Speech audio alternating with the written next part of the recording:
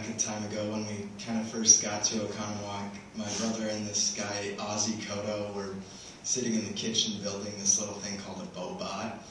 And it's just a little robot, and you can program it and do things with it. And I was just sitting there, and I had no idea how it worked at all. I was like totally in awe, and I thought that was so cool that my brother could actually figure these things out.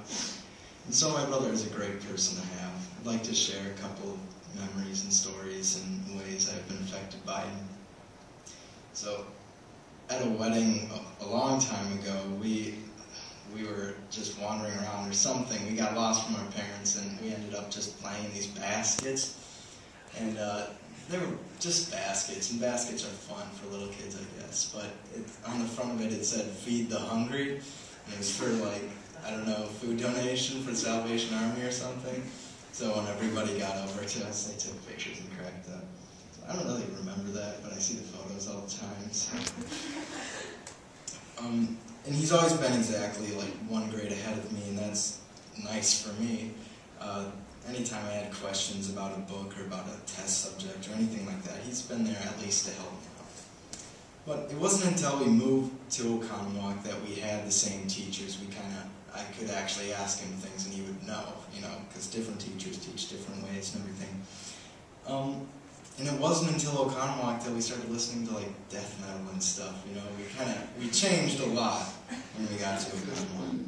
And I just remember our exchange student, Nicky from Germany, didn't change.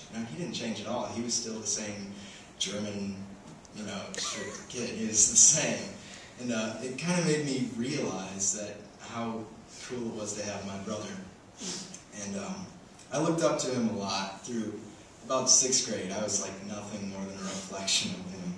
And I didn't develop myself until a little after that, and I kind of became my independent constituent. And we started to have conversations.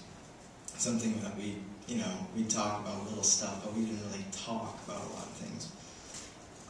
So after that, we started talking about what we kind of wanted to do with our lives. And obviously, I wanted to be a skateboarder. Jesse wanted to be a drummer. And it's a good place to start. So, it progressed like everybody, and eventually we kind of lost sight of hope. Everybody you have a dream, and then you just realize it's just not realistic. It's just not going to happen. But after that, we kind of talked, and we're just like, why? Why would I sit here and tell myself that I'm not good enough to do something like this? And we have hope. We have hope for anything we want to do. We kind of decided together that we have one life, and we have goals, and we're going to do anything for what we want. And I remember one time I was with my grandparents, and we were out eating at some restaurant, and they were with our friends, the Lennises. And, anyway, I told them that I wanted to be a composer or something, and they honestly laughed at me. They were sitting there telling me, "Oh, no, really." And so that's kind of when I decided, I don't really care. I don't care what they say, what I can do and what I can't do. It doesn't make a difference. And without each other, I don't know that I would have decided that. I don't know that we would have both decided that we can do what we want. We can do what we have in mind, whether it's our dream. So, and my brother's very smart. I got really jealous in 6th grade. He got to skip a grade of math, and I didn't. So I was kind of like, whatever. But he got to go to the high school and take geometry and everything, and I was just so jealous that he got to do that. And I also get jealous because he's so funny, and whenever I'm around my friends, he gets to make everyone laugh, and the only thing I was good at is like being respectful and like clapping after stuff. So I would say it's more unfair for my brother though, because he's been kind of going through his future, going through his life before me, just a little before me. And I get to see everything unfold. I get to see how he does and things and what I should do to better prepare for things or change what I do.